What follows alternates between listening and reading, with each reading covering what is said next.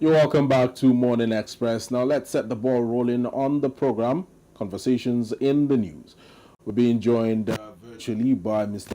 Lukman Laleye Lukman, publisher, Emporium newspapers. Hello and a very good morning to you, Mr. Babalola. It's wonderful to have you join us on Morning Express this Monday morning. Good morning. Yes. All right. Now, Mr. Babalola, we would want to begin with one of the prominent issues in the news this morning, and we're hoping that you can give us your insights into what you make of this development. It's as it concerns the Supreme Court verdict in Rivers.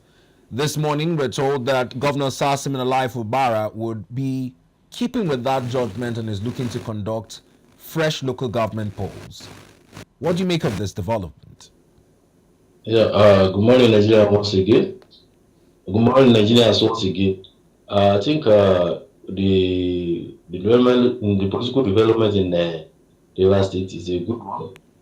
The governor, as a law-abiding citizen of Nigeria and a political leader, has already given order that the local government, the sacked local government, should vacate the office and hand over to head of Administration. It's a good one. So I believe this will put an end to all the political crisis in the River State, because but the most important thing now that I think the governors look at is the issue of the House of Assembly that is divided presently.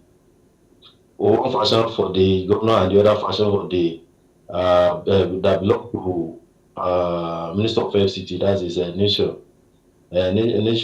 wiki. Now, in your hopes that it will put an end to the crisis in Rivers, I don't know if you've seen some of the media footage circulating online where supporters loyal to the FCT minister are somewhat taunting the governor of Rivers State. They've also made quite a caricature of a song they used for a roadwalk, calling him SIM card. Do you think that such actions, in keeping with the peace in Rivers, would do any good? And what is your call as the Rivers State's elders asking the federal government to be cautious in its handling of matters in Rivers State? Yes, it's a sad development to say. I had nothing to rejoice. To me, it was court judgment that was just delivered. So I see no reason why the loyalists to FCT minister will occupy the street and start. This may turn the state to a war zone, whereby the other side also may decide to occupy the street, and this will lead to chaos. So there's no reason for them to rejoice. It's a kind of getting it right, and it has been done, and the governor is complying with the judgment. So why rejoicing? I don't see it as a rejoicing, but mockery of democracy. You don't see the verdict of the Supreme Court as a fair judgment? Is that what you're saying? No, what I'm saying is the issue of the loyalists, Wike's loyalists occupy the street to celebrate the judgment. I see no reason with that. The judgment doesn't call for such attitude. But let's put things into perspective, Mr. Babalola. The Supreme Court has issued a verdict. The governor has adhered with the Supreme Court verdict and has ordered a fresh local government council polls. What differently do you think would happen this time around? Don't you think that perhaps the governor might also have his arsenals in place to ensure that the way his people swept through all the local government council seats in the election earlier held, it will still be the same business as usual come the next election that will hold in River State? To be honest with you, to all Nigerians, the governor will never allow the opposition opposition quotes to occupy local government councils. He smartly ordered them to contest under APP in the last local government election. I believe he sought to him to also smartly take over the state local governments. So he will not allow the opposition quote or the camp of the SCT minister to occupy local government council. So I believe the guy is smart and he knows what he's doing. When you say he won't allow the opposition to occupy the local government council, it appears that the same people mocking the governor and mocking these local government chairmen that have been relieved of their duties now, the dissolved local government council chairmen, are still part of the People's Democratic Party. Is it safe to say that even within the PDP, there are oppositions of the PDP? Yes, there is. PDP in Rivers State is divided, the Wike camp and that of the governor. So, and that was why the last election witnessed gave opportunity for the new party in the Rivers State, to occupy the local government council. So the same issue will still occur. It will reoccur. I'm very sure of that. Now, still on Rivers State, there are two angles to this conversation. First off, if you would recall, Governor Siminalayi Fubara had boasted that Rivers State is self-sustaining, so much so that allocations from the federal government, should it stop or come, would not shift the decimal. On the other angle, part of the judgments that the trial court was also looking in terms of jurisdiction was that the Federal High Court had no business in the matter. Now, the Supreme Court is also wading into the issue as it concerns the state budget of Rivers and the fact that the divided house, much like you called it, is yet to fully receive and deliberate on this bill. What do you think would be the best way forward in resolving the issue at hand? To me, the state House of Assembly should, return to status quo. That is, the recognized leadership should be in charge.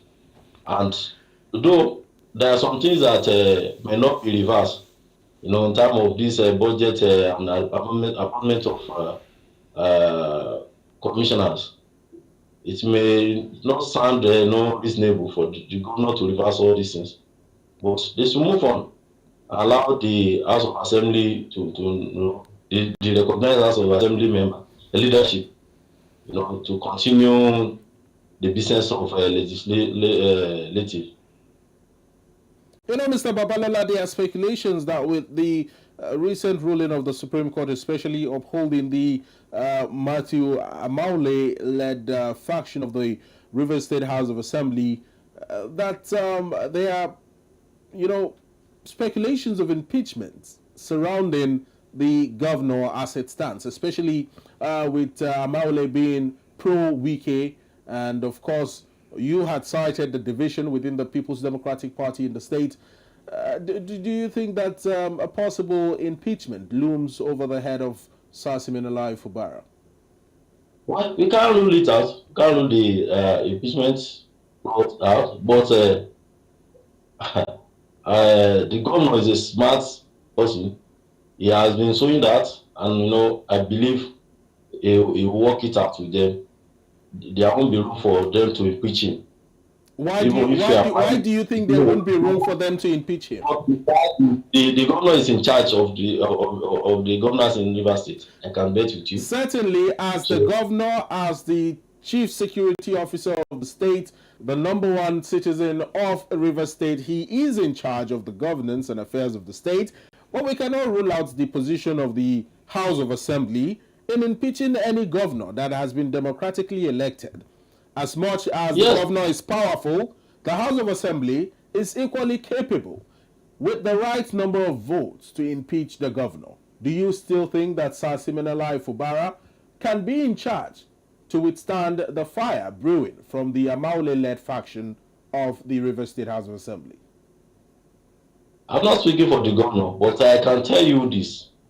Even the so-called SCT minister camp, are not that that they are not that powerful again.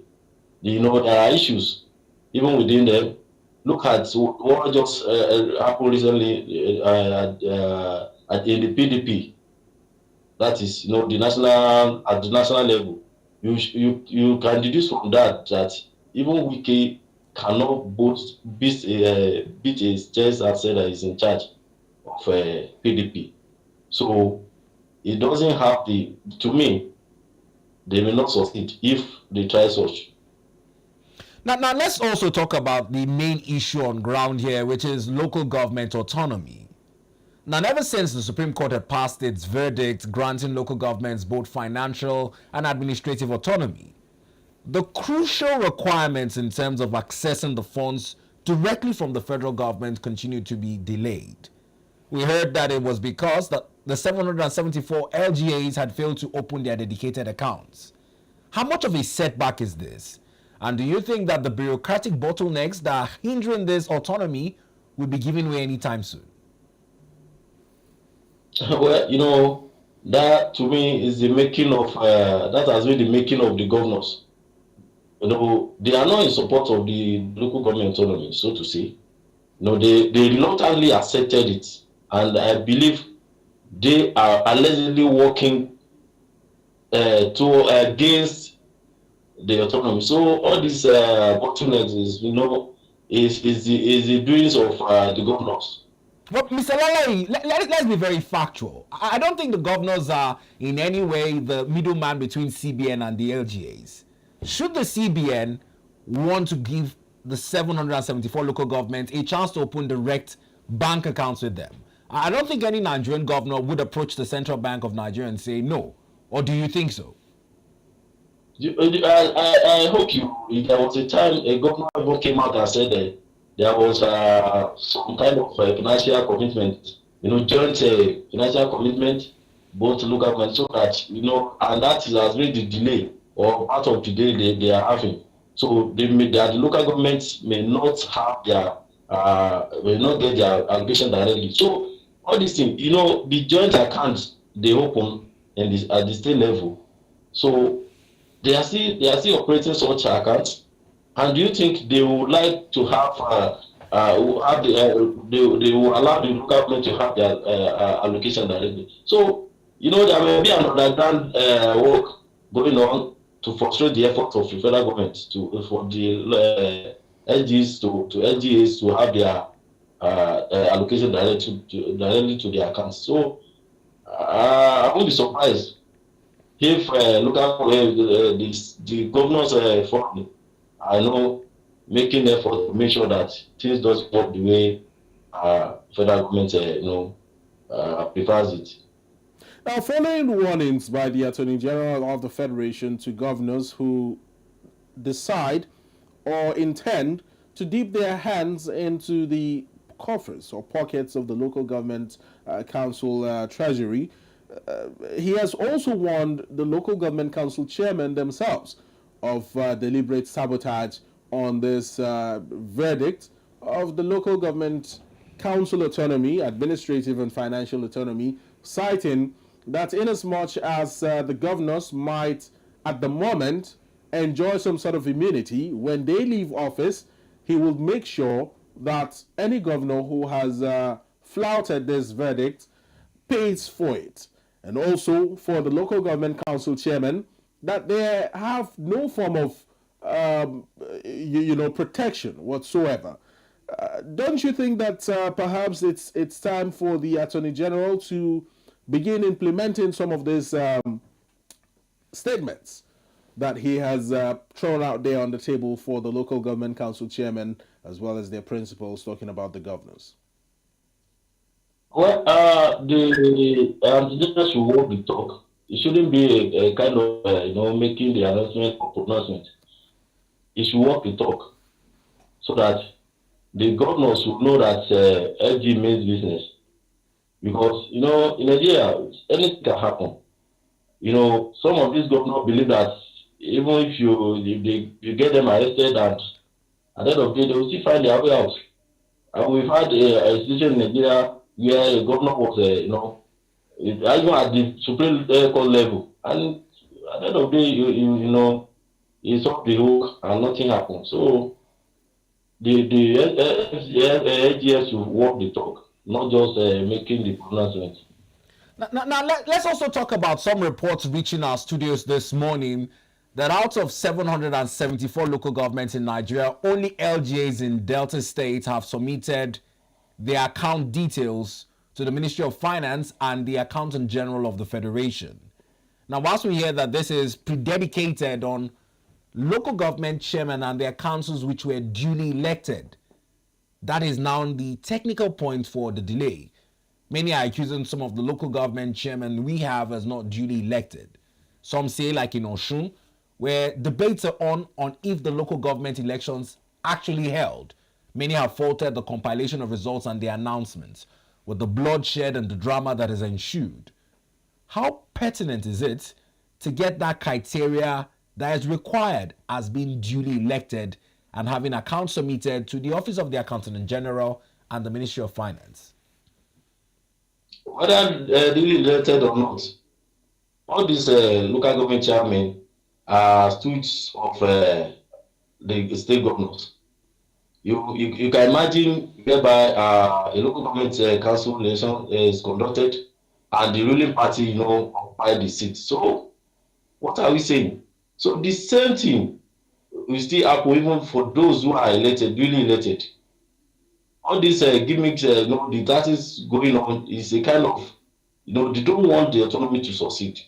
But Mr. Laleye, I have the understanding that much like Delta has been able to verify their documents, open their accounts, and are to receive money directly.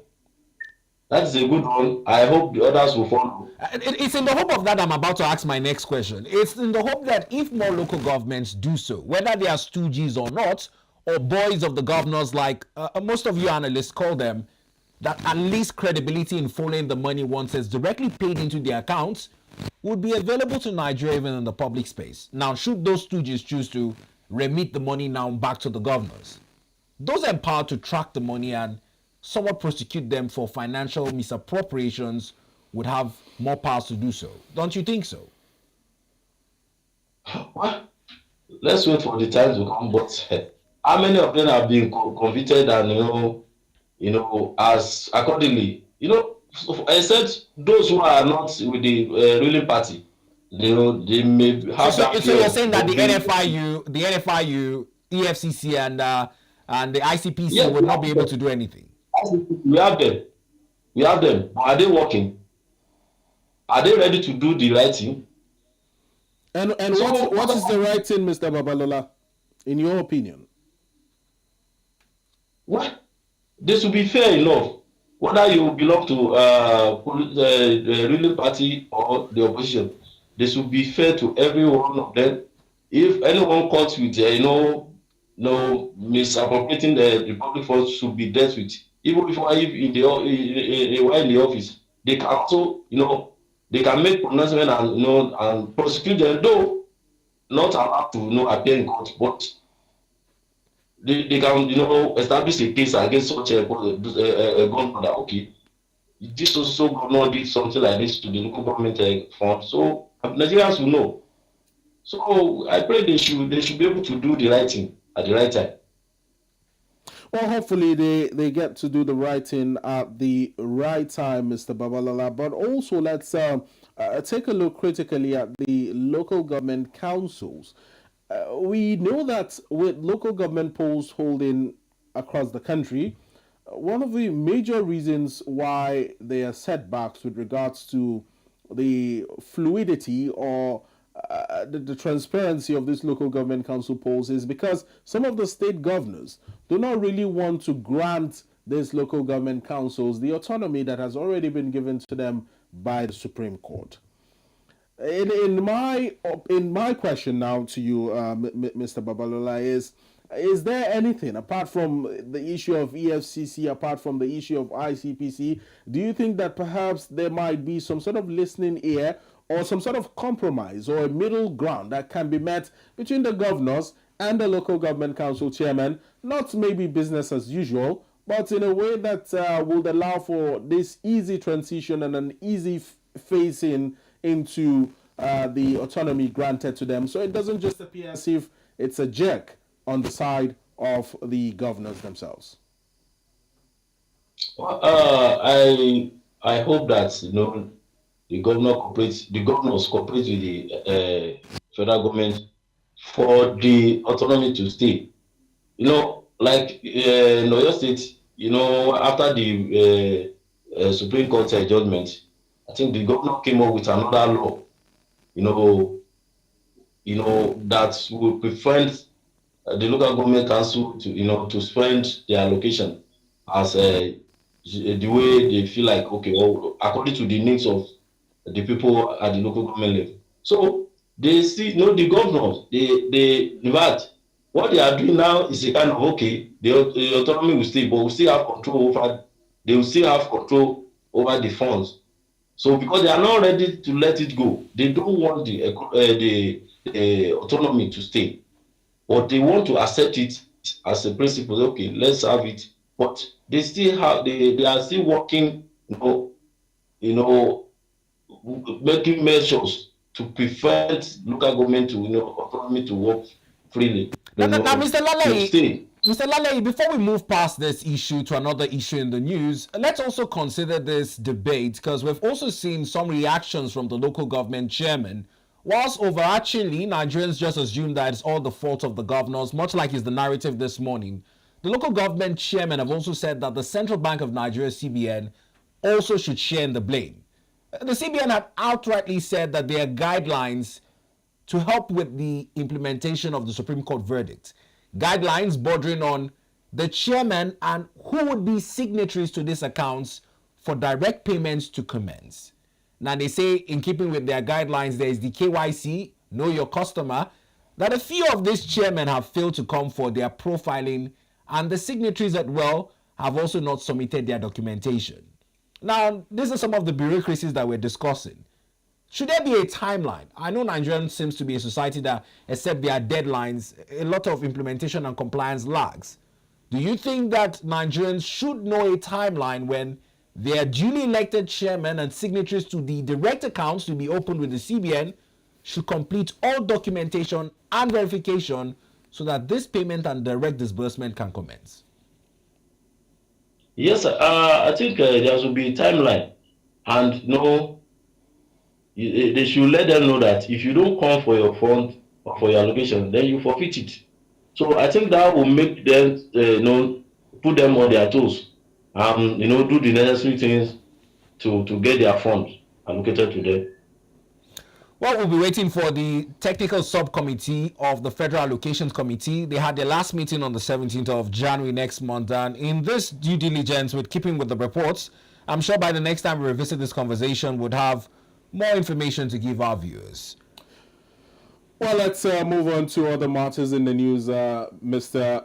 Babola. Of course, it's about the 2025 budget and how this bloated 41 trillion naira revenue target that the federal government is pegging seems to be a little bit unrealistic. Now, of course, pressure is being mounted on major agencies of government, talking about the NCS, that's the Nigeria Customs Service, the FIRS, as well as other revenue generating agencies to double up their effort in ensuring that the 41 trillion naira revenue target is met. Now, this is amid fresh fiscal deficit concerns as well. What do you make of this development? And do you think that perhaps these agencies combined together and with these continued direction of revenue and taxation by the federal government, we could hit the 41 trillion naira revenue target? Yes, the target is achievable. What the government need to do is to block the loopholes where the money, this, like at the local government level and state level, the revenue being generated, some part of it are, going to private pockets. So all these things should be, looked into, so that whatever that is being generated should go to the right channel. So there should be measures to put in place, to ensure that whatever that is generated, get to the right cover. Now, while having this conversation, Mr. Babalola, I think it's imperative that we make reference to the 2025 budget review. Let's see if we can pick up the Guardian newspaper once again while we collectively go through the budget overview. Now, the revenue target in general is pegged at 40.9 trillion naira. Let's see if we can scale that in a little bit to get the exact infographics captured there on the front page of The Guardian. The revenue target is at 40.9 trillion naira. And of course, expenditure is at 54.99 trillion naira. Debt servicing, 14.32 trillion naira. Deficit, 13.39 trillion naira. The projected exchange rate is 1,500 naira to a dollar, which the naira has been doing quite well in the foreign exchange market recently. Now, of course, the crude production target generally is 2.6 million barrels per day. With all of these indices, Mr. Babalola, my concern particularly is in the debt servicing of 14.32 trillion naira and the deficit of 13.39 trillion naira. How do we balance this up? Are these figures looking good for us as a country? Honestly, we need to work just like I always said, as he earlier said, the agency, the revenue generating agency need to work harder. You understand? Double the efforts and look at the look beyond. Though, thank God, we are in Nigeria. We are now looking beyond oil now. So what we generate is even beyond what's it called from the oil. So meaning that we can still work, we can still get it right. So the debt servicing of a team, I believe, if we get the necessary, if we put necessary measures in place to work, I'm not an economist, so I won't be able to talk much of it. But I believe it's achievable. Well, we're all not economists this morning, we're all journalists, but in keeping with the figures and the concerns of Nigerians, initially when this 2025 budget was presented, revenue generation was pegged at 36.35 trillion naira. Even at that point, yes, Nigerians were largely worried about the optimism that greeted the budget, owing to the fact that even as the last GDP report, the non-oil sector is the one driving our GDP growth. Now, the House of Assembly, in its magnanimity, thought it wise to improve upon the budget to give government more room to spend. Now, with the implementation of the 2025 budget in question, does it worry you that even whilst it was at 36.35 trillion naira, that now it has been shifted to 41 trillion naira in terms of revenue generation? Mind you, it's at a time that Nigerians are also skeptical about the tax reform bills and its implementation, saying that the current administration is more driven towards tax generation, tax unification, but in terms of the standard of living of Nigerians and what they can afford, it is very much a question of living from hand to mouth. Yes, what I say about this government is a kind of, they are only how to, they are how to generate tax, to generate revenue. They don't care whether you are making it even from the small business you are doing. So that is why we need to, tighten our belt and be ready to pay tax. You almost make it sound like we don't have a choice in terms of. It's not funny in the sense that even somebody with petty trading another all this small scale business will pay higher with this revenue targets. So we should be ready as a Nigeria. I don't know how we are going to do it because just like you said, Mr. Laleye, this it's not about the of Nigerians, but it's about what we are bringing to the government. That is the issue now. Now, you make it sound as though Nigerians do not have any choice but to pay up. It's coming at a time when there is a lot of increase on all fronts. Now, this would also lead us into our next conversation of the role of organized labor in midwifing between the common man and the government.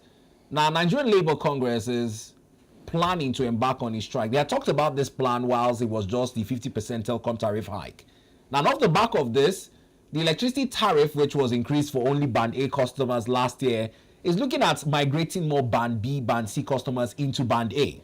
The NLC is now saying that all this cannot happen at the same time. Mind you, sir, that the CBN has also introduced a 100 naira withdrawal fee, saying that ATMs must work since Nigerians are complaining about the thriving POS sector, that cash should be available in banks. The customs, last week, Chijuke and I looked at it in terms of a 40% import. 4%. 4%, thank you. Yeah. 4% hike. Almost all this are happening at the same time. This is increasing, that is increasing, and you say that Nigerians should just tighten up our belts. Can't we lean towards the NLC in terms of rejecting some of these increases? Do you still believe in NLC? I don't believe in that. You don't believe in them anymore. Well, that's a personal opinion, Mr. Babola. The truth of the matter is this. Let's be frank to ourselves. Yeah. The truth of the matter is this. They will be called upon and kind of talk to them and say, okay, we are suspending the strike. We are negotiating, and that will be the end. You understand? So they are not being serious. It's unfortunate. The likes of Senator Adams of Zumale, though he's not a senator, a politician, I expected him to be voicing out the way he used to be in those days, and we were proud of him then. So you say you've lost faith in Comrade Joe Ajaero and Comrade Festus Osifo, his TUC counterpart? Ajaero is more of a politician than a unionist. You remember what happened the other time, I don't know. I can't even say is to me. It's not a unionist to be precise. It's a kind of dealing with working with other political. I don't want to mention. You understand? But he will tell you that he has also been. He will tell you that he has also been persecuted. He had allegations of terrorism, and even the NLC house was raided last year. He will tell you he has faced his fair share. State managed. It's a state managed scenario. Wow. So I don't believe somebody being persecuted doesn't mean that he's guilty or not guilty. So forget about what happened to him that time. For the people to party. These are very strong claims. These are very strong allegations leveled against the NLC president and the NLC. Are you not afraid that maybe Comrade Joe Ajaero and his people, the NLC, would come for you, saying that what happened and what they went through last year was that he's a unionist. He should be based on romancing the political leaders. He should come clean and stand as a unionist, not as a politician unionist. How much more can he come clean? He has been at the front burner of all the challenges of civil servants across the country, as well as every single Nigerian. He championed the cause, the fight for the new minimum wage, which has been implemented now. And now he is fighting against all these incessant tariff hikes, from the telecoms to electricity to ATM charges, you just name it. He has been at the forefront, citing and warning the federal government that if these things should go through and the burden lies on the backs of Nigerians, the NLC would have no choice than to embark on an industrial strike action. And these threats have sort of been yielding results. Don't you still think the NLC is working? Okay, we are waiting for them this time around. Let's see how they will balance the equation, because they will call them to a meeting, and at the end of the day, you won't hear anything again. It will become we are negotiating. We are still talking with federal government. Talking of what? All right, Mr. Babola, before we carry on with our conversation, do you mind taking your phone a little bit, or your device a little bit down, so that we can have a clearer view of your face? All right, fantastic. You seem to be out of frame. Again, a little bit to the left, a little bit to the left and down. I don't know. Yeah, because you were completely out of frame. We couldn't see you. All right, this is better. Fantastic. So are you now refuting that the NLC has not done anything for Nigerians in total, starting from the administration of Comrade Joe Ajaero as NLC president? When he started newly, he was doing well, but along the line, he started giving us excuses. why he cannot approach issues. Because at times you see him telling us that yes, tomorrow there will be a strike action, protest, and all that. But the next time you see him again, he will be talking about having meetings and upon meeting with the delegation without result. Well, meetings upon meetings, we are talking about. Do you have any other thing concerning the NLC? Lastly, away from the NLC, because you, like many Nigerians, are losing faith in them. But an agency of government that's supposed to protect Nigerians from this sharp market practices, the FCCPC seems to just only issue statements. Even when summons are issued, it almost feels as these meetings that you talk about in terms of extended deliberations do not carry the general public along in terms of the outcomes. Quite recently, even a hike in paid viewership for televisions under multi-choice had the FCCPC issue a circular. The FCCPC is yet to make a statement on this electricity tariff hike. Do you think that the FCCPC owes Nigerians more in keeping with consumer protection? Well, the agency is doing its best, but I think they need to do more. Because voicing out at times, give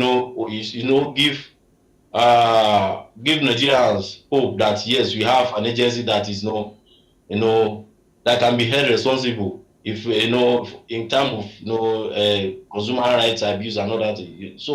So they should do more. Right? It shouldn't be about talking. They should implement whatever measures they are. If, for instance, if you are giving a manufacturer or a producer another maybe to reverse whatever hike they have, you should match it with an action, not just telling them. If it means that you go to their office and kind of make a kind of what's it called, you shut down the place for them to know that how serious you are. So it shouldn't be about talking on TV and newspaper. There should be an action to match the instruction or the order to say. Well, let's move on to other matters in the news, Mr. Babola. You had just cited matching actions or matching words with actions. Now, one key industry player in the oil and gas industry that has decided to match words with actions is the Dangote refinery. That is promising a full refund to customers that have purchased PMS above the advertised rates from some of their key partners across the country. I might want to mention one, talking about MRS filling stations across the country. If any station or key partner sells above the stipulated or advertised rates, Dangote refinery has promised to make a full refund to any customer with such complaints. Now, mind you, this is also off the back of a 65 naira price reduction. Yeah. Price reduction in the pricing of PMS per litre for customers across the country, in line with the Ramadan, and also as a way of ensuring that customers get fuel at affordable rates. Is it safe to say kudos to Dangote refinery at this point? Yes, I want to commend the Dangote refineries, the owners of Dangote refineries, for this development. It's a good one, and I also hope that NNPC and the rest will also emulate. But they should make sure that marketers, implement the changes. So one thing is to announce the price and reduction. Another thing is for the compliance. Well, that is why Dangote Refinery is saying that if any customer has such complaints, that they will ensure that they refund this. Now, we might want to revisit the Standard Times Nigeria to get better insight into this, with how much Dangote Refinery is willing to lose as a means of making Nigerians benefit from cheaper fuel, with an absorption of a 16 billion naira loss by refunding 65 naira to all marketers in the country. This is how Dangote Refinery has been able to achieve these feats. Now, the refinery is also insisting that Nigerians deserve good quality and affordable fuel products. 16 whole billion naira in losses, engineered purposefully by an organization to make sure that Nigerians get access to good and affordable fuel. Something that the NNPC Limited has never, in its entire years of existence, done for Nigerians. Hello, Mr. Babalola? Hello, yeah? Are you still with me? Yes, I'm with you now. Did you get my point? I didn't get it. Well, I was saying that the Dangote refinery has decided to absorb 16 whole billion naira in losses so that Nigerians can have a 65 naira per litre reduction in the price of PMS across outlets of their key partners across the country. This is something that the NNPC Limited has in its entire years of existence never done for Nigerians. Should we be knocking the NNPC over this particular philanthropic work that the Dangote refinery has done? Yes, we should comment. Let us not knock NNPC because that is our own. It belongs to Nigerians. So I believe it is killing us. They will follow. Is They will follow Dangote refinery still something. not our own, Mr. Babalola? Is Dangote refinery a Saudi company? It's also our own. It's also our own. So the two companies are our own. But to be honest with you, you know, it's very easy for NNPC to give Nigerians a reduction in terms of fuel prices. But you know, I don't know. I don't want to comment much on that. But I believe they will follow suit. They will do better than Dangote in terms of price reduction. Oh, okay, Bito, you were going to say Well, something. he's trying to run away from the subject. He doesn't want to comment much on it.